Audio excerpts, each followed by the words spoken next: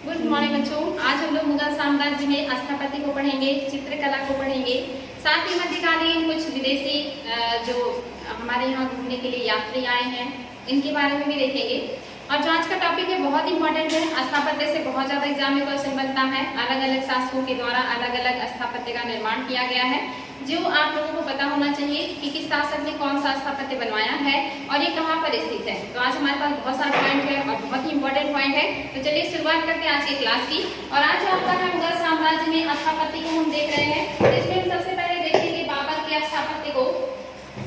बाबर के बारे में आप लोगों ने डिटेल में पढ़ा और उसमें आपने देखा था कि जो बाबर है इनका जीवन काल अस्थायित्व नहीं है। उसमें ये बहुत ज़्यादा संघर्षशील रहे। पूरे टाइम इन्हें युद्ध ही करना पड़ा और एक जगह से दूसरी जगह ये भ्रमण करते रहे।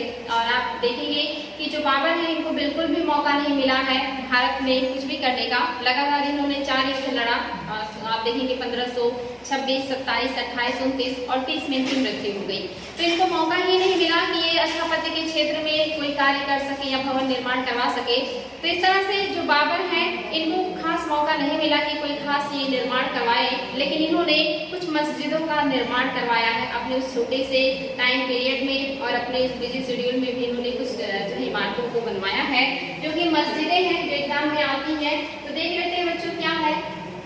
तो पहला है काबुली मस्जिद। जो काबुली मस्जिद है ये पानीपत हरियाणा में है। इंपॉर्टेंट है, काबुली मस्जिद पानीपत हरियाणा में है। दूसरा है संभल मस्जिद, ये रुहेलखंड में है। इंपॉर्टेंट है, रुहेलखंड यानी कि उत्तर प्रदेश में है। आप देखेंगे संभल की मस्जिद। और जो तीसरा है ये पीक खाना मस्जिद है, ये अलीगढ़ यानी कि ये भी आप देखेंगे तो अलीगढ़ में है यानी कि यूपी में है। इन्हीं के टाइम पीरियड में इन्होंने तो नहीं बनवाया है, लेकिन बाबरी मस्जिद अयोध्या में इनके सेनापति मीर बाकी ने बनवाया था। तो चूंकि ये पहले बहुत विवादों में रहता था तो एग्जाम में आता था कि ये किसने बनवाया है, तो मीर बाकी ने बनवाया था। मीर बाकी के सेनापति और ये जो है इन्हीं के शासनकाल से संबंधित है। दूसरा जो टाइम पीरियड आता है हुमायूं का आता है। और हुमायूं को भी आप देखेंगे इनका भी जो ज्यादातर समय है ये संघर्षों में बीता। इन्हें भी बहुत कम मौका मिला। एक तरीके से कहेंगे कि जब ये शासक बने 1530 में, तब से लेकर के 1540 तक इनका संघर्ष चलता रहा, जिसमें आप देखेंगे शेरशाह सूरी ने सबसे ज्यादा इन्हें चुनौतियां दी। और उसके बाद 40 में इनको जो भारत छोड़ करके जाना पड़ा और लगभग 15 वर्षों तक ये बाहर ही भटकते रहे, खास करके ईरान, सिंध, इन सारे क्षेत्रों में। और फिर इनको भारत में बड़ी मुश्किल से एंट्री मिला 1555-56 में और 1 साल की मोहलत ही मिली। उसके बाद इनकी मृत्यु हो गई 1556 में। यानी कि इन्हें भी बहुत ज्यादा टाइम नहीं मिला है कि कुछ बेहतर कार्य कर सके स्थापत्य के क्षेत्र में, लेकिन इन्होंने भी कुछ निर्माण किए हैं जिसको हमें देखना है, जहाँ से एग्जाम में क्वेश्चन बनता है। एक है आपका दीन पनाह नगर, यानी कि दिल्ली में इन्होंने दीन पनाह नगर बसाया था। आप जो दिल्ली देख रहे हैं इसे बहुत सारे शासकों के द्वारा बसाए हैं, बहुत सारे नगरों का सम्मिश्रण है दिल्ली। दिल्ली सिर्फ दिल्ली ही नहीं है, इसमें अलग अलग जो शासक है उन्होंने अलग अलग क्षेत्र का निर्माण किया है। जैसे इन्होंने दीन पनाह बनाया है। इसके अलावा आपने देखा था कि जो मोहम्मद बिन तुगलक थे इन्होंने जहांपनाह नगर बसाया था। इसके बाद आप देखेंगे कि जो शाहजहां है इन्होंने भी वहां पर इस तरह का जो है निर्माण किया। तो ये अलग अलग नगरों के द्वारा बनाते बनाते दिल्ली इतनी बड़ी हुई। इन्होंने दीनपनाह नगर बसाया दिल्ली में। और दिल्ली में इन्होंने शेर मंडल नामक पुस्तकालय बनाया था, जिसमें स्टडी करके जब ये उतर रहे थे तो जो है इनका पैर लड़खड़ाया या फिसलने की वजह से इनको गहरी चोटें आई, जिसकी वजह से जो हुमायूं है इनकी मृत्यु हो गई। तो आप देखेंगे बच्चों इनका दूसरा जो निर्माण है शेर मंडल पुस्तकालय है। ये शेर मंडल से कंफ्यूज मत होइएगा, ये शेरशाह सूरी का नहीं है, ये हुमायूं का है, जिसे इन्होंने शेर मंडल नाम दिया है। इसके अलावा आप देखेंगे इन्होंने आगरा और फतेहाबाद में भी मस्जिद बनवाया है। 2 मस्जिदों का निर्माण किया इन्होंने, एक आगरा है और दूसरा फतेहाबाद है। नेक्स्ट हम देख लेते हैं अकबरकालीन स्थापत्य। और अकबर काल से पहले हम देख लेते हैं शेरशाह सूरी के स्थापत्य को। क्योंकि जो शेरशाह सूरी है ये हुमायूं के ही समकालीन है, मध्यकालीन भारत से संबंधित है। तो पहले हम ये देख लेते हैं शेरशाह की प्रमुख स्थापत्य क्या है। तो सबसे जो बेहतरीन है ये है इनका अपना मकबरा, जो कि सासाराम बिहार में है, जो एक झील के बीच में ऊंचे चबूतरे पर बना हुआ है, बहुत ही खूबसूरत मकबरा है। हिंदुस्तानी और जो है मुस्लिम या इस्लामी कल्चर का इसमें एक तरीके से सम्मिश्रण देखने को मिलता है। दोनों धर्मों के जो अच्छी चीजें हैं या जो कलाकृति है वो यहाँ पे देखने को मिलता है। तो एग्जाम में आता है कि झील के मध्य में कौन सा मकबरा बना है, तो ये है सासाराम बिहार का शेरशाह सूरी का मकबरा। बहुत ही इंपॉर्टेंट बच्चों, इन्होंने खुद बनवाया था इसको। दूसरा इन्होंने बनवाया है किला एक, जो पुराना किला बनवाया है, और जो पुराना किला है इसी में इन्होंने एक मस्जिद का निर्माण भी कराया था, जिसे कहा जाता था किला ए कोहना। किला ए कोहना नामक मस्जिद भी बना है, जो कि पुराना किला में है। इंपॉर्टेंट है बच्चों, ध्यान देंगे। पुराना किला में किला ए कोहना नामक किला भी इन्होंने बनवाया है। तो ये पुराना किला जो है ये शेरशाह सूरी के शासनकाल से संबंधित है। ये तो बहुत ही ज्यादा एग्जाम में आता है कि पुराना किला का निर्माण किसने किया है। यह जो किला ए कोहना नामक मस्जिद है ये कहाँ पे है, तो पुराना किला दिल्ली में है। इसके अलावा इन्होंने रोहतासगढ़ का किला भी बनवाया था। बहुत ही मजबूत, बहुत ही भव्य इन्होंने एक किला बनवाया था, रोहतासगढ़ का किला, सुरक्षा के लिए। और यहाँ पर इन्होंने अपने सारे धन संपत्ति को इकट्ठा किया था, तो ये भी इंपॉर्टेंट है। साथ ही इन्होंने शेरसूर नगर बसाया था। शेरसूर जो नगर बसाया था इन्होंने कन्नौज में बसाया था, कन्नौज। और कन्नौज को आप जानते हैं महोदया नगर के नाम से भी जाना जाता है, महोदया नगर के नाम से जाना जाता है। साथ ही इसे इत्र नगरी भी कहा जाता है, तो इंपॉर्टेंट है, इसके नाम भी आते हैं। तो ध्यान देंगे बच्चों, शेरसूर नगर जो है इन्होंने कन्नौज में बसाया है। रोहतासगढ़ का किला जो है ये भी आप देखेंगे बिहार में ही है। तो इस तरह से इन्होंने कुछ महत्वपूर्ण स्थापत्य का निर्माण करवाया है, जहां से एग्जाम में क्वेश्चन बनते हैं। इसको आप लोग जरूर देखिएगा। अब हम देख लेते हैं अकबरकालीन स्थापत्य। और अकबरकालीन स्थापत्य में अकबर ने ज्यादातर जो स्थापत्य बनवाया है वो आगरा में बनवाया है और जो है फतेहपुर सीकरी में बनवाया है। लेकिन इनके शासनकाल में एक स्थापत्य बना है जो कि हुमायूं का मकबरा है, और ये दिल्ली में है। हालांकि इसे अकबर ने नहीं बनाया है, अकबर के शासनकाल में ही बना है। और आप देखेंगे कि जो हुमायूं का मकबरा है ये बहुत ही खूबसूरत है, और ये जो है जो बना है बाद में ताजमहल, उसका इसको पूर्वगामी कहा जाता है। तो एग्जाम में क्वेश्चन आता है कि ताजमहल का पूर्वगामी कौन सा इमारत है, तो हुमायूं का मकबरा है। बनवाया किसने है, इनकी प्रिय पत्नी हाजी बेगम ने बनवाया है। ये भी एग्जाम में आता है कि कौन बनवाया है, हाजी बेगम के द्वारा निर्मित है। और इसका जो शिल्पकार है वो है ईरान के गयास बेग, मिर्जा गयास बेग ने इसकी डिजाइनिंग की है। ये भी एग्जाम में आता है कि किस शिल्पकार के द्वारा इसका जो खाका है तैयार किया गया है, तो मिर्जा गयास बेग के द्वारा ये तैयार किया गया था।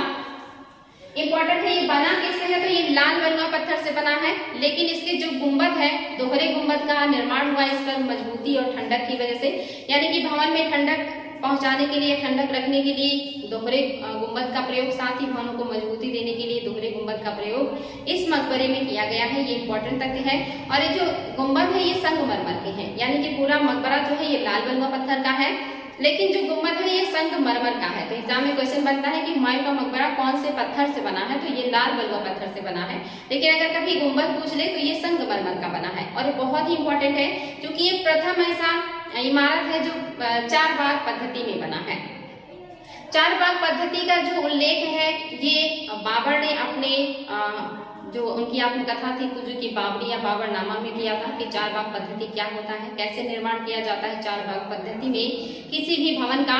तो वहां से प्रेरित होकर के जो पहली बार निर्माण किया गया 4 बाग पद्धति में ये हुमायूं का मकबरा है। इसलिए एग्जाम में ये भी क्वेश्चन बनता है कि कौन सा भवन है जो पहली बार 4 बाग पद्धति में निर्मित किया गया, तो हुमायूं का मकबरा है जो पहली बार 4 बाग पद्धति में निर्मित किया गया है।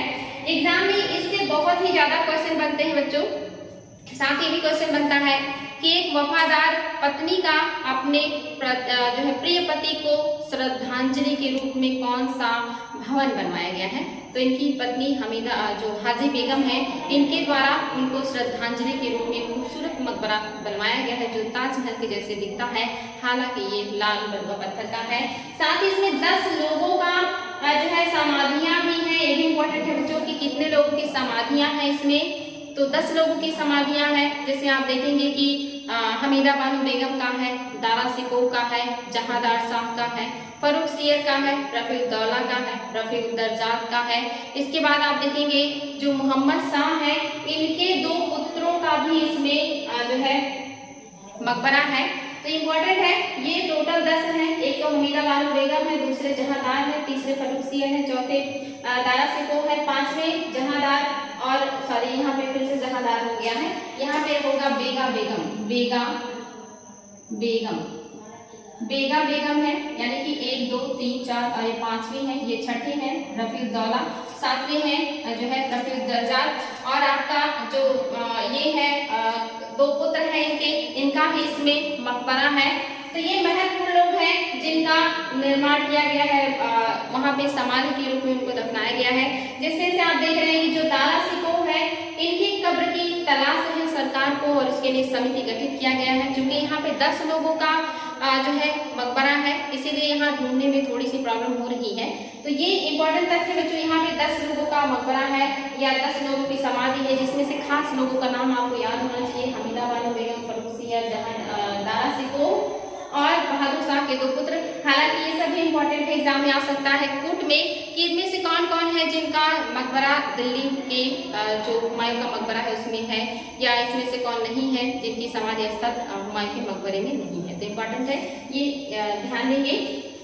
ये अकबर के शासनकाल से संबंधित है, लेकिन अकबर ने नहीं निर्माण करवाया है, बल्कि हमीदा बानो बेगम ने, या सॉरी हमीदा बानो बेगम नहीं बच्चों, हाजी बेगम कहेंगे। क्योंकि एग्जाम में क्वेश्चन बनता है तो हाजी बेगम को ही सही किया जाता आयोग के द्वारा। कहीं कहीं पुस्तकों में जो राइटर्स है वो कहते हैं हाजी बेगम, हमीदा बानो बेगम को ही कहा जाता था, लेकिन आपको उसमें नहीं जाना है। आपको बस एक नाम याद रखना है, हाजी बेगम। अगर हाजी बेगम ऑप्शन में नहीं है तो ही आप हमीदा बानो बेगम को सही करेंगे। इसके अलावा कौन से हैं इमारतें? तो अकबर ने आगरा का किला बनवाया है, बहुत ही भव्य, बहुत ही खूबसूरत मजबूत किला था आगरा का किला जो अकबर ने बनवाया। आगरा में ही जहांगीरी महल भी बनवाया है अकबर ने, साथ ही अकबर ने अकबरी महल भी बनवाया है आगरा में, और जयपुर भवन भी आगरा में ही है, जिसमें शिवाजी को कैद किया था औरंगजेब ने और वो बड़ी चालाकी से वहां से भाग निकले थे। इसके अलावा देखेंगे दिल्ली दरवाजा भी आपका आगरे के किले में ही है, इंपॉर्टेंट है। इतनी सारे जो स्थापत्य हैं ये अकबर के द्वारा निर्माण किए गए हैं और आगरा में निर्माण किए गए हैं।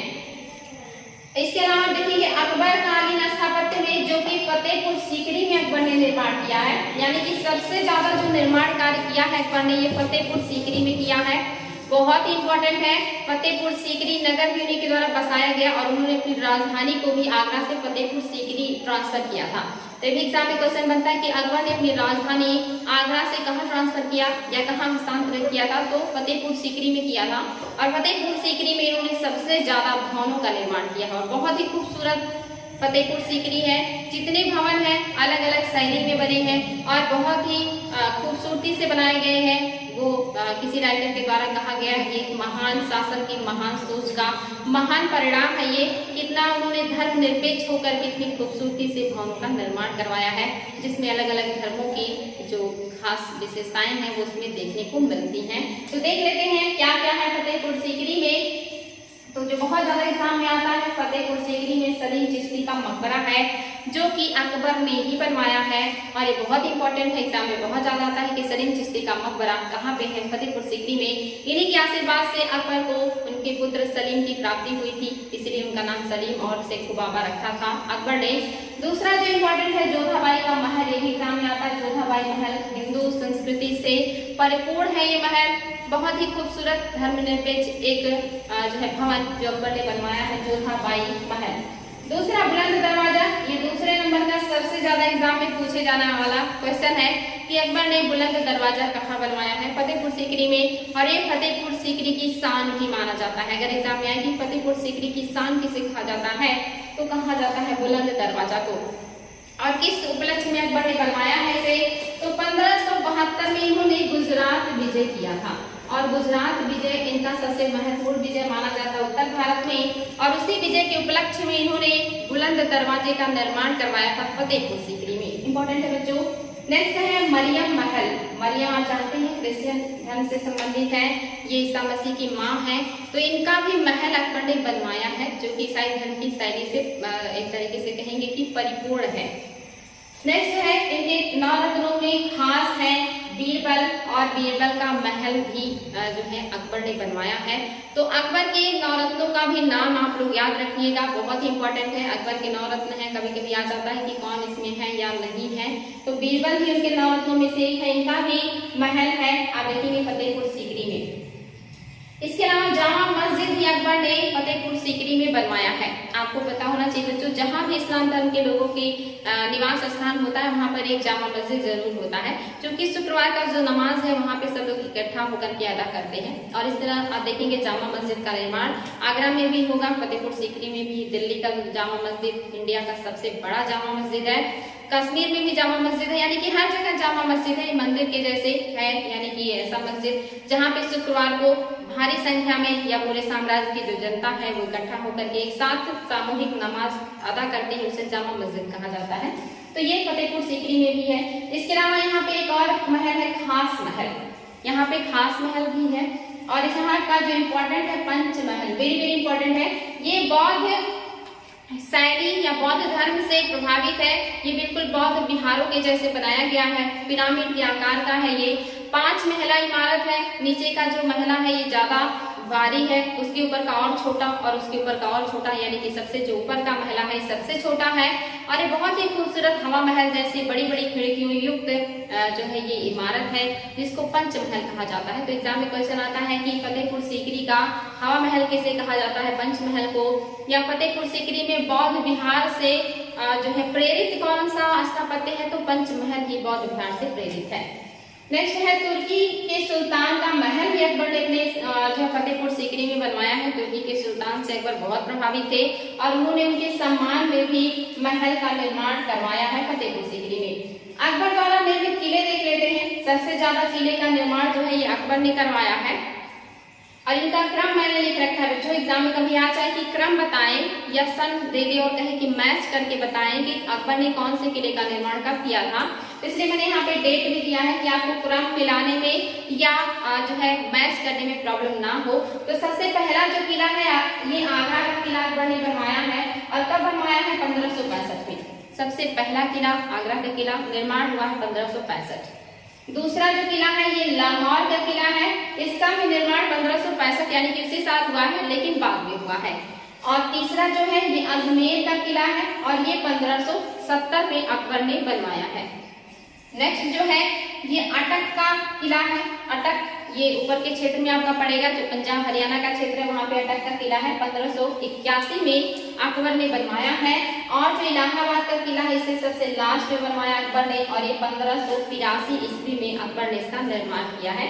ये सारे जो किले हैं बहुत ही भव्य है, बहुत ही बढ़िया है और माना जाता है इन सभी किलों में सबसे जो खूबसूरत या मजबूत है वो लाहौर का किला है और आगरा का किला तो अपने आप में बहुत मजबूत है। और जो आप देखेंगे इलाहाबाद का किला, ये तो अकबर ने जो यमुना नदी है उसकी दरिया में बनवाया था और उस समय यमुना नदी के अंदर जो है अकबर ने निर्माण करवाया था और वो निर्माण इतना मजबूत था कि वो आज भी बिल्कुल वैसे ही टिका हुआ है। हालांकि जो यमुना नदी का बहाव क्षेत्र है अब वो दूसरी तरफ चला गया है तो वहां से थोड़ा सा दूर हट गया है, नहीं तो इतनी खूबसूरती से इतनी मजबूती से अकबर ने यमुना नदी में निर्माण करवाया था इस जो है किले का और आज भी इतनी मजबूती से टिका हुआ है।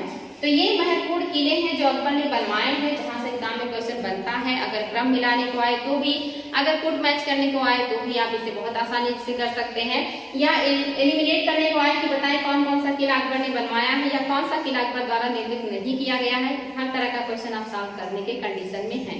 अब है बच्चों जहांगीर के प्रमुख स्थापत्य। जहांगीर हालांकि बहुत ज्यादा इंटरेस्टेड नहीं है स्थापत्य में, इनका जो इंटरेस्ट है ये चित्रकला में ज्यादा है। इनके शासनकाल में चित्रकला का सबसे ज्यादा विकास हुआ है, लेकिन इनके शासनकाल में कुछ महत्वपूर्ण इमारतें बनी हैं, जिसमें कुछ इमारतें नूरजहां ने भी बनवाए हैं और कुछ इन्होंने भी बनवाए हैं, जिसे हम देख लेते हैं क्या क्या है। तो अकबर का जो मकबरा है ये भी जहांगीर के शासनकाल में बना है और अकबर का जो मकबरा है ये आगरा में है, तो इसको ध्यान देंगे, आगरा में है ये भी। दूसरा है एतमादुद्दौला का मकबरा, ये जहांगीर के काल का सबसे महत्वपूर्ण मकबरा है और इसके बारे में कुछ तथ्य जान लीजिए बच्चों, ये एग्जाम में बहुत ही ज्यादा आता है। सबसे पहली बात तो ये कि ये संगमरमर से निर्मित पहली इमारत है। संगमरमर से निर्मित पहली इमारत है। एग्जाम में बहुत ज्यादा आता है कि संगमरमर से निर्मित पहली इमारत कौन सा है, तो एतमादुद्दौला का मकबरा है जो नूरजहां ने बनवाया है। और दूसरा क्या है कि पित्रादुरा शैली, पित्रादुरा शैली में बना ये पहला इमारत है। पित्राधुरा शैली में बनी ये प्रथम इमारत है और ये संगमरमर का निर्मित प्रथम इमारत है। साथ ही इसको बनवाया है नूरजहां ने और अपने पिता, इनके पिता का मकबरा है, क्योंकि इनके पिता का नाम गयास बेग था, जिनको पाक मिली थी आयत मादुद्दौला की, और उन्हीं के लिए नूरजहां ने मकबरा बनवाया है। संगमरमर का पहला इमारत और पित्राधुरा शैली में निर्मित पहली इमारत है। ये बहुत ही इंपॉर्टेंट एग्जाम में बहुत ज्यादा आता है। किसका है ये मकबरा? तो अतमादुद्दौला का है। कहाँ पे है? आगरा में है। किसने बनवाया है? नूरजहां ने बनवाया है। इस तरह के क्वेश्चन बहुत ही ज्यादा आते हैं। और पित्राधुरा शैली क्या है, ये भी एग्जाम में क्वेश्चन बनता है। तो पित्राधुरा शैली का मतलब होता है कि किसी भवन में जो कीमती धातुएं होती हैं, जो कीमती पत्थर होते हैं, ऐसे जो हीरे जवाहरात मोती होते हैं, इन सब का उसमें जड़ाव काम किया जाए, यानी ये भवन बना करके उसमें ऐसी कीमती चीजों को जड़ दिया जाए, तो इसी को कहा जाता है पित्राधुरा शैली। और पहले के भवनों में इस तरह की शैली का उपयोग किया जाता था, खास करके नूरजहां के काल से या जहांगीर के शासनकाल से शुरू हुआ है। और पहला इमारत अतमादुद्दौला का है, जिसमें इस तरह का जो है कार्य किया गया। आगे चल के जो शाहजहां ने बनवाया ताजमहल, तो उसमें भी पित्राधुरा शैली का उपयोग किया गया था। हालांकि अभी सारी चीजें नहीं है, विदेशियों के द्वारा लूट ली गई या उसे डिस्ट्रॉय कर दिया गया है। और इसके बाद जो है ये नूरजहां महल है, ये भी इम्पोर्टेंट है। अनारकली का जो मकबरा है ये आगरा में है, और जहांगीर का जो अनारकली का जो मकबरा है लाहौर में है, और जो नूरजहां और जहांगीर का जो मकबरा है ये भी लाहौर में है। यानी कि जहांगीर और नूरजहां ये दोनों लोगों का जो मकबरा है ये लाहौर में है। और साथ ही इनकी जो प्रेयसी है अनारकली, इनका भी मकबरा लाहौर में है। और बाकी ये जो इमारतें हैं ये आगरा में है। इंपॉर्टेंट है बच्चों, ये तीन जो हैं ये देखेंगे आप लाहौर में है, और ये जो तीन इमारतें हैं ये आगरा में निर्मित की गई हैं, और ये जहांगीर के शासनकाल से संबंधित है। नेक्स्ट है बच्चों शाहजहां कालीन स्थापत्य। आगरा का देख लेते हैं, क्योंकि शाहजहां ने आगरा और दिल्ली में ही ज्यादातर स्थापत्य का निर्माण किया है। तो हम देख लेते हैं कि आगरा में कौन से स्थापत्य का निर्माण शाहजहां ने किया है। तो इसमें हम देखेंगे सबसे जो महत्वपूर्ण है वो है ताजमहल। सबसे खूबसूरत, सबसे भव्य, विश्व का 7वां अजूबा ताजमहल जो इन्होंने अपनी प्रिय पत्नी मुमताज महल के याद में बनवाया था। संगमरमर का बना हुआ है, और ये जो संगमरमर है ये मकराना की खान से लाया गया था। एग्जाम में भी क्वेश्चन बनता है कि जो ताजमहल है वो कहाँ से संगमरमर ला करके बनाया गया है, तो मकराना की खान से ला करके ये संगमरमर से बनाया गया है। और साथ ही ये 1531 में शुरू हुआ और 1553 में बन के तैयार हुआ है। लगभग 22 वर्षों का समय लगा इसे बनने में, और इसमें करोड़ों जो रुपए हैं ये शाहजहां ने खर्चा किया। साथ ही इसमें 20,000 जो मजदूर हैं वो लगभग 22 जो है सालों तक कार्य करते रहे, और तब जाकर के इसका निर्माण पूरा हुआ। और ईरान के जो कलाकार हैं उन्हीं लोगों ने इसका डिजाइन भी तैयार किया था। नेक्स्ट है नगीना मस्जिद। नगीना मस्जिद जो है ये भी आप देखेंगे आगरा में है। और दीवान-ए-आम, इन्होंने आगरा के किले में दीवान-ए-आम और दीवान-ए-खास बनवाया था। और शाहजहां के शब्दों में कि अगर कहीं पे जन्नत है, अगर कहीं पे स्वर्ग है, तो दीवान-ए-खास, क्योंकि दीवान-ए-खास बहुत ही खूबसूरत है। इसके अलावा चमेली महल भी है जो कि शाहजहां ने बनवाया है। शीश महल भी है आगरा में, शाहजहां के द्वारा बनाया गया है। इसके अलावा मोती मस्जिद भी आपका जो है आगरा में है, और ये शाहजहां ने बनवाया है। लेकिन अगर मोती मस्जिद दिल्ली का पूछ ले तो औरंगजेब ने बनवाया है, तो यहाँ कंफ्यूज नहीं होना है। अगर पूछता आगरा का मोती मस्जिद शाहजहां ने बनवाया है, दिल्ली का मोती मस्जिद औरंगजेब ने बनवाया है। मुसम्मन बुर्ज, जो मुसम्मन बुर्ज है ये 6 मंजिला इमारत है। अगर एग्जाम में पूछ ले कि आगरा में ऐसी कौन सी इमारत है जो 6 मंजिला है जिसको शाहजहां ने बनवाया है, तो ये है मुसम्मन बुर्ज। ये 6 मंजिले इमारत है और इसको शाहजहां ने बनवाया है। वेरी वेरी इंपॉर्टेंट बच्चों। नेक्स्ट देख लेते हैं शाहजहां कालीन दिल्ली का स्थापत्य कौन कौन सा है। तो इसमें लाल किला बहुत ही भव्य किला है जो दिल्ली में शाहजहां ने बनवाया है, बहुत ही खूबसूरत है। और इसमें भी बहुत सारे भवनों का निर्माण इन्होंने करवाया है, जिसमें आप देखेंगे दीवान-ए-आम है और दीवान-ए-खास है। और इसके अलावा रंग महल, दीवान-ए-आम और दीवान-ए-खास। दीवान-ए-आम में जो शासक है ये जनता से मिलता था, उसकी बातों को सुनता था। दीवान-ए-खास में जो शासक है अपने महत्वपूर्ण अधिकारियों के साथ बैठ करके डिस्कशन करता था। और जो रंग महल है यहाँ पे नृत्य यानी कि गाने और डांस हुआ करते थे। इसके अलावा जो जामा मस्जिद है ये इंडिया का सबसे बड़ा मस्जिद है, ये भी दिल्ली में से जो है शाहजहां ने बनवाया है। तो ये सारी इमारतें बार बार रिवीजन कीजिएगा बच्चों, बहुत ज्यादा इंपॉर्टेंट है। और भी कुछ चीजें हैं जिसे हमें देखना है। औरंगजेब का स्थापत्य, औरंगजेब को स्थापत्य निर्माण में कोई खास रुचि नहीं थी, लेकिन इन्होंने अपनी पत्नी के कहने पर उनके लिए मकबरा बनवाया। साथ ही इन्होंने मोती मस्जिद का निर्माण किया है जो कि दिल्ली के किले में है। और इन्होंने एक और इमारत बनाई है लाहौर का बादशाही मस्जिद। तो ये है इंपॉर्टेंट जो इनके स्थापत्य है, जिसमें दिल्ली का मोती मस्जिद, ये तो एग्जाम में बहुत ही ज्यादा आयोग के द्वारा पूछा जाता है कि दिल्ली का मोती मस्जिद किसने बनवाया है, औरंगजेब ने बनवाया है। साथ ही राबिया उद दौरानी का मकबरा, जिसे बीबी का मकबरा भी कहा जाता है, और ये आप देखेंगे दक्कन में है यानी कि महाराष्ट्र के औरंगाबाद में है। ये भी औरंगजेब का स्थापत्य है, उनके द्वारा बनाया गया है। और इस भवन को दक्कन का ताजमहल भी कहते हैं और ताजमहल का फूहड़ नकल भी कहते हैं और उत्तरगामी ताजमहल भी कहते हैं। तो एग्जाम में अगर आए कि जो ताजमहल है उसका फूहड़ नकल कौन सा है, तो ये राबिया उद दौरानी का जो मकबरा है इसी को ताजमहल का फूहड़ नकल कहा जाता है। साथ ही अगर क्वेश्चन बने कि दक्कन का ताजमहल किसे कहते हैं, तो ये भी राबिया उद दौरानी के मकबरे को ही कहते हैं जो कि औरंगाबाद महाराष्ट्र में है। वेरी वेरी इंपॉर्टेंट है बच्चों। इसके अलावा जो औरंगजेब ने बनवाया है ये है लाहौर की बादशाही मस्जिद, ये भी इंपॉर्टेंट है। ये 3 स्थापत्य हैं जो कि महत्वपूर्ण है औरंगजेब के शासनकाल से, इसको ध्यान दीजिएगा।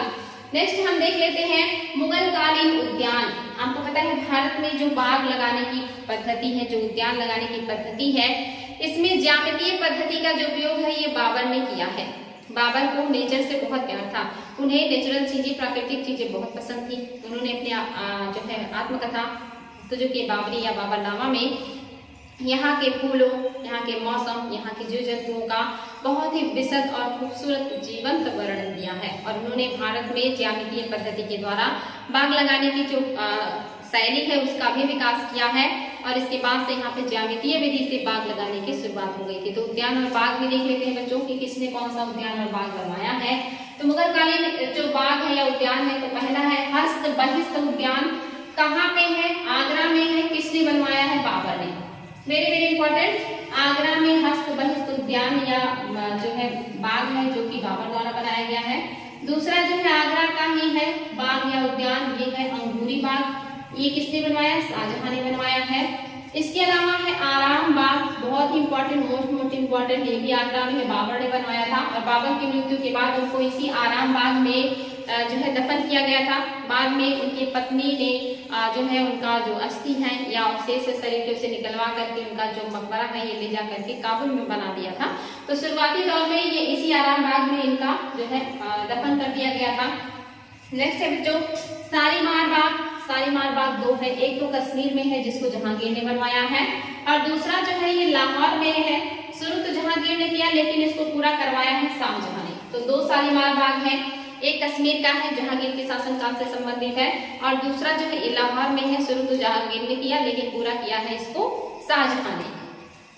दिलकुश बाग, जो दिलकुश बाग है ये भी लाहौर में है, जहांगीर के द्वारा बनाया गया है। निशांत बाग कश्मीर है, जहांगीर के द्वारा बनाया गया है। निशांत बाग और शालीमार बाग, दिलकुश बाग, ये सब जहांगीर के द्वारा बनाए गए हैं। ये पता होना चाहिए कि निशांत और जो शालीमार बाग है ये इंडिया में कश्मीर में भी है और शालीमार बाग लाहौर में भी है, दिलकुश बाग भी लाहौर में है। और ये बहुत ही महत्वपूर्ण है पिंजौर बाग, ये हरियाणा में है और औरंगजेब ने इसको बनवाया है। तो पिंजौर यानी कि हरियाणा का जो उद्यान और बाग है इसको बनवाया है औरंगजेब ने। बहुत इंपॉर्टेंट है बच्चों, ध्यान देंगे कि जितने भी बाग हैं इनका प्लेस और इनके जो शासक हैं जिन्होंने निर्माण किया उस पर ध्यान दीजिएगा। नेक्स्ट है मुगल कालीन चित्रकला। अब हम चित्रकला को भी देख लेते हैं। भारत में चित्रकला की जो शुरुआत है मुगल काल में हुमायूं ने किया था। इन्हीं के शासनकाल से चित्रकला की शुरुआत हुई। जब ये निर्वासन के दौर में भटक रहे थे तो ईरान के शाह के यहाँ जब गए तो ईरान में इन्हें कुछ चित्रकारों से इनकी मुलाकात हुई और फिर वो चित्रकार इनके साथ भारत आए और भारत में चित्रकला शैली का इन्होंने शुरुआत किया था। और इनके समय के जो सबसे महत्वपूर्ण है चित्रकार, एक है मीर सैयद अली और दूसरे हैं अब्दुल समद और मीर सैयद अली। मीर सैयद अली को इन्होंने उपाधि दिया था नादिर उल जमा का। नादिर उल जमा का जो उपाधि है हुमायूं ने दिया है मीर सैयद अली को, और साथ ही अब्दुल समद को इन्होंने उपाधि दी है सीरी कलम की। तो एग्जाम में आ सकता है कि हुमायूं के द्वारा किसे सीरी कलम की उपाधि दी गई थी, या किसे नादिर उल जमा की उपाधि दी गई थी, या कौन से महत्वपूर्ण जो है चित्रकार हैं जिनका उल्लेख हुमायूं के शासनकाल में मिलता है, तो मीर सैयद अली है और अब्दुल समद है। हालांकि हुमायूं की मृत्यु के बाद ये अकबर के शासनकाल में भी है और अकबर ने इनसे चित्रकला भी सीखा था। अब हम देख लेते हैं अकबर का शासनकाल। तो आप यहाँ देखेंगे अकबर के शासनकाल में अब्दुल समद भी है। इसके अलावा अकबर के शासनकाल में मीर अली नामक चित्रकार भी थे। मीर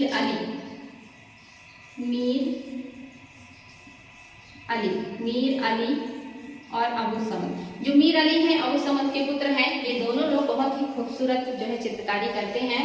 दसवंत भी, ये भी बहुत ही बढ़िया जो है चित्रकार है जो कि अकबर के दरबार में है। साथ ही बसावन जो है इन्होंने मजनू का चित्र बनाया है, जो वीरान रेगिस्तान में एक दुर्बल या पतले दुबले घोड़े को लेकर के भटक रहे हैं।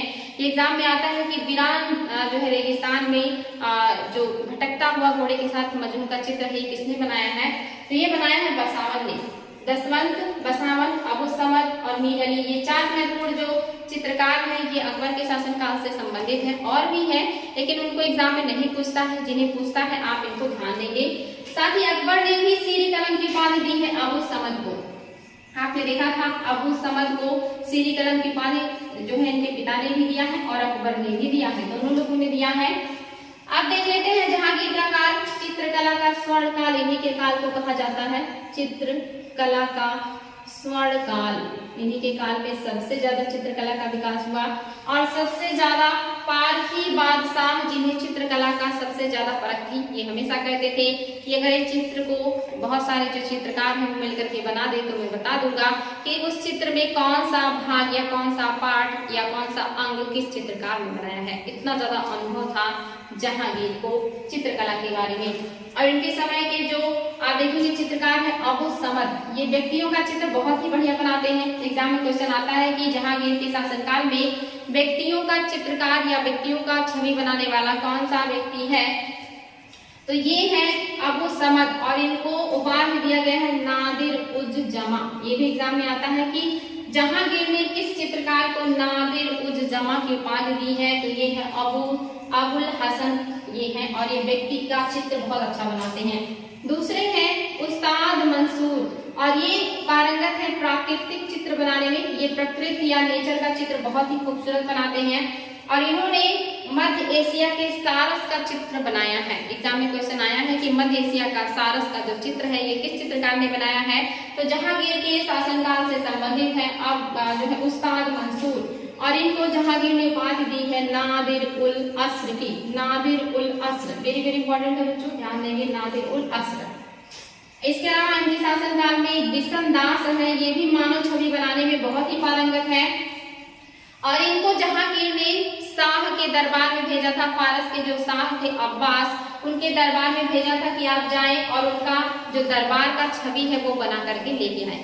और इन्होंने इतना खूबसूरत उनके दरबार का छवि बनाया था कि इसको लोग देखते रह गए थे। तो ये इंपॉर्टेंट है बच्चों, एग्जाम में आता है कि जहांगीर के शासनकाल में कौन सा चित्रकार है जिसे फारस भेजा गया था फारस के शाह अब्बास का चित्र बनाने के लिए, तो ये है बिशन दास, मानव छवि बनाने में बहुत ही पारंगत व्यक्ति हैं। इसके अलावा इनके शासनकाल में और भी चित्रकार हैं, एक है दौलत, दूसरे हैं फारूक बेग और तीसरे हैं मनोहर। ये सारे जो महत्वपूर्ण चित्रकार हैं ये सभी क्या है जहांगीर के शासनकाल से संबंधित है। इनके अलावा और भी चित्रकार हैं लेकिन हमें सबको नहीं पढ़ना है, हम वही पढ़ेंगे जो आयोग में एग्जाम में आता है या आने की संभावना है। तो ये सारे जो चित्रकार हैं ये ध्यान देंगे बच्चों की किसके शासनकाल से संबंधित है और उनके बारे में जो मैंने ब्लैक कलर से हाईलाइट किया है, जो मैंने रेड कलर से लिखा है उसको तो जरूर देखिएगा, एग्जाम में वही पॉइंट्स उठाए जाते हैं। नेक्स्ट हम देख लेते हैं कुछ पॉइंट्स जो चित्रकला से संबंधित हैं।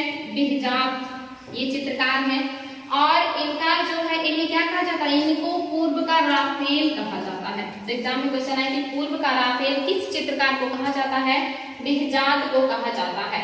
और बिहजात का जो उल्लेख है बाबर नामा में बाबर ने भी किया है और उसमें उन्होंने इनकी कला का तारीफ भी किया है और कुछ चीजों की आलोचना भी की है। तो अगर एग्जाम में आए कि बाबरनामा में बाबर ने किस चित्रकार का उल्लेख किया है, तो बेहजाद का किया है, या पूर्व का राफेल किसे कहा जाता है, बेहजाद को कहा जाता है।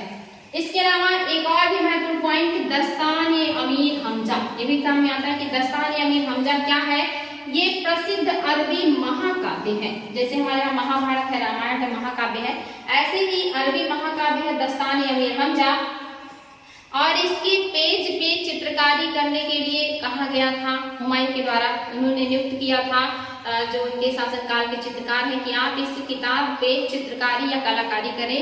और इस कार्य को दस्तान-ए-अमीर हमजा को हुमायूं ने शुरू किया था, इन्हीं के काल से संबंधित है, लेकिन इसे पूरा करवाया अकबर ने, क्योंकि हुमायूं ज्यादा दिनों तक जीवित नहीं रहे, तो ये कार्य इनके शासनकाल में नहीं पूरा हुआ। आगे चल करके अकबर ने भी लोगों को नियुक्त किया कि इस कार्य को कंप्लीट करें। और दस्तान-ए-अमीर हमजा जो है ये कलाकृति से संबंधित है। तो एग्जाम में क्वेश्चन आता है कि दस्तान-ए-अमीर हमजा किसके शासनकाल से संबंधित है, तो हुमायूं के शासनकाल से संबंधित है। लेकिन पूछ ले कि कंप्लीट किसके शासनकाल में हुआ है, तो अकबर के शासनकाल में हुआ है। वेरी वेरी इंपॉर्टेंट है बच्चों, ध्यान देंगे इसको। अब हम देखेंगे मध्यकालीन कुछ विदेशी यात्रियों के बारे में। हालांकि मेरा मुगल साम्राज्य शुरू करने से पहले मैंने एक पहला क्लास जो दिया है स्रोत, जिसमें साहित्यिक और पुरातात्विक है, तो साहित्यिक स्रोत में मैंने बहुत सारे यात्रियों का उसमें उल्लेख किया है। मैं एक बार फिर से कुछ महत्वपूर्ण यात्रियों का उल्लेख कर रही हूँ, इसको देखेंगे बच्चों। इसमें क्या होता है कि इनका क्रम भी पूछ लेता है, इसलिए मैंने डेट भी लिखा है। किस देश से आए हैं ये भी पूछता है, और किसके शासनकाल में आए हैं ये भी पूछता है। इसलिए मैंने इसमें पूरा प्रयास किया है कि जिस तरह का एग्जाम में क्वेश्चन बनते हैं या जो पॉइंट एग्जाम में उठाए जाते हैं वो आप लोगों को पता हो। और आज मेरा पूरा प्रयास है कि मध्यकालीन भारत का जितना भी महत्वपूर्ण पॉइंट है मैं आपको बता दूं और ये समाप्त करूं। तो आप देखेंगे कि जो पहले हमारे यात्री हैं ये है सुलेमान। आए हैं तब 857 ईस्वी में इन्होंने भारत की यात्रा की। कहाँ के हैं ये, अरबी यात्री हैं, ये अरब से आए हैं भारत की यात्रा पर। किसके शासनकाल में आए हैं, राष्ट्रकूट शासकों के शासनकाल में ये भारत की यात्रा पर आए हैं सुलेमान। याद होना चाहिए कहाँ के हैं, अरब के हैं। किसके शासनकाल में आए हैं, राष्ट्रकूटों के शासनकाल में आए हैं। नाम है जो है सुलेमान और टाइम पीरियड है 857 ईस्वी। इसके बाद जो आए हैं ये है अल मसूदी, ये दूसरे जो है एक तरीके से कहिए कि यात्री है, विदेशी यात्री अल मसूदी। ये आए हैं 915 से 916 के बीच ये भारत में रहे। लगभग 1 वर्ष तक इन्होंने भारत का भ्रमण किया और ये बगदाद के हैं, बगदाद के यात्री हैं। और इसके बाद ये आए हैं प्रतिहार शासक महिपाल के समय में, यानी कि जब अल मसूदी भारत में आए तो इसमें भारत में जो शासक थे प्रतिहार शासक महिपाल थे। और ये कहाँ से आए हैं, तो ये आए हैं आप देखेंगे बगदाद से। तीसरे जो यात्री हैं मोस्ट इंपॉर्टेंट अल बरूनी। अल बरूनी का बचपन का जो नाम है अबू रेहान है। ये आए कब है, 998 में आए हैं और 1030 ईस्वी, यानी कि बहुत ज्यादा समय इन्होंने भारत में दिया है। लगभग हर चीज का इन्हें अध्ययन किया इन्होंने। ये गजनवी के साथ भारत आए हैं। वेरी वेरी इंपॉर्टेंट एग्जाम में आता है कि गजनवी के साथ भारत की यात्रा पर कौन आया है, अल बरूनी।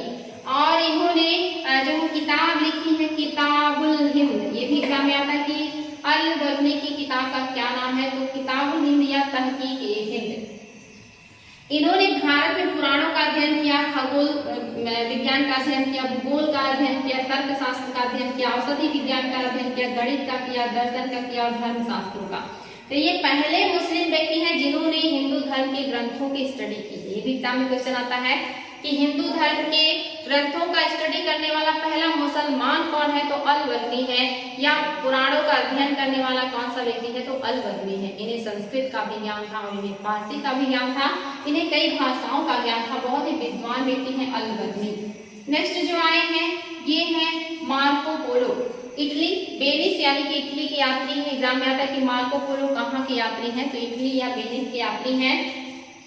ये आए हैं भारत में पांड्य शासक के शासनकाल में। पांड्य शासकों का जब शासनकाल था भारत में नीचे यानी कि दक्षिण के क्षेत्र में, उस समय ये आए हैं और इन्हें यात्रियों का राजकुमार कहा जाता है। एग्जाम में क्वेश्चन बनता है कि यात्रियों का राजकुमार किसे कहा जाता है, तो ये कहा जाता है मार्को पोलो को। आए कब है, 1292 से 93, यानी कि 1 साल तक ये भारत की यात्रा किए हैं और इटली के निवासी हैं। नेक्स्ट जो है Ibn Battuta, most important Ibn Battuta. ये पूछा जाता है कि कब आए थे, 1333 में ये भारत में आए हैं किसके शासनकाल में आए हैं? मोहम्मद बिन तुगलक के शासनकाल में आए हैं। कहाँ के यात्री हैं? मोरक्को के यात्री हैं। कभी कभी ये भी पूछ लेता है कि मोरक्को अफ्रीका कौन से महाद्वीप में है? तो अफ्रीका में है। महाद्वीप में कौन से दिशा में है? ये तक भी क्वेश्चन में आया है कि पश्चिम में है, उत्तर में है या पूर्व में है, तो ये उत्तर के क्षेत्र में है। जो अफ्रीका के मोरक्को के निवासी हैं। MBT मोहम्मद बिन तुगलक के शासनकाल में आए हैं और इनको मोहम्मद बिन तुगलक ने काजी भी नियुक्त किया था। ये भी एग्जाम में क्वेश्चन आता है कि किस यात्री को मोहम्मद बिन तुगलक ने काजी बनाया था? तो काजी बनाया था इन्होंने इब्न बतूता को। लगभग 8 वर्षों तक ये काजी के पद पर रहे। इब्न बतूता को इन्होंने चीन में राजदूत बना करके भी भेजा था। MBT यानी कि मोहम्मद बिन तुगलक ने इनको जो है भेजा दिल्ली से कि आप जाएं चीन में राजदूत बन के। हालांकि रास्ते में नाव में प्रॉब्लम होने की वजह से ये वापस लौट आए थे। साथ ही इन्होंने डाक व्यवस्था का विस्तृत विवरण दिया। ये भी एग्जाम में क्वेश्चन पूछता है कि मध्यकालीन डाक व्यवस्था का विस्तृत विवरण या तुगलक काल में डाक व्यवस्था का विस्तृत विवरण कौन सा यात्री देता है? तो ये है Ibn Battuta. Very very important. इनकी पुस्तक है रेहला। ये भी आप लोग को बिल्कुल रटा होना चाहिए, रेहला। नेक्स्ट जो है छठे यात्री है निकोलो कोंटी। ये है 1420 से 30, ये भी 1 वर्षों तक रहे हैं भारत में और ये भी इटली के निवासी हैं और ये आए हैं भारत में विजयनगर साम्राज्य में जब देवराय सेकंड का शासनकाल था। विजयनगर साम्राज्य में देवराय द्वितीय के शासनकाल में आए हैं निकोलो कोंटी, जो कि है इटली के निवासी। इसके बाद आए हैं अब्दुल रज्जाक। अब्दुल रज्जाक का टाइम पीरियड 1443 से 44, 1 वर्षों का इनका भी टाइम पीरियड है। ये भी ईरान के निवासी हैं और ये जलील मार्ग से आए थे। कालीकट के बंदरगाह पर इन्होंने उतरा था और ये खुरासान के शासक शाहरुख के राजदूत बनकर आए थे। तो एग्जाम में आ सकता है कि शाहरुख ने अपना राजदूत किसे बना करके भेजा था? तो ये आप देखेंगे कि अब्दुल रज्जाक को उन्होंने अपना जो है राजदूत बना करके भेजा था। अब्दुल रज्जाक ईरान के निवासी हैं, कालीकट तट पर उतरे थे। नेक्स्ट है जो है निकितिन का जो टाइम पीरियड है 1470 से 74 है। 70 से 74 यानी कि लगभग 4 वर्षों का इनका टाइम पीरियड है भारत में और ये रूसी यात्री है और घोड़े के व्यापारी भी हैं। इंपॉर्टेंट है, कहाँ के हैं? रूसी यात्री हैं, साथ ही ये घोड़े के व्यापारी भी हैं। और ये कब आए हैं? बहमनी साम्राज्य में आए हैं मोहम्मद शाह थर्ड के शासनकाल में। बहमनी साम्राज्य मोहम्मद शाह थर्ड का शासनकाल है। व्यापारी है, घोड़े के यात्री है, रूसी और नाम है निकितिन। वेरी वेरी इंपॉर्टेंट है बच्चों, ध्यान देंगे।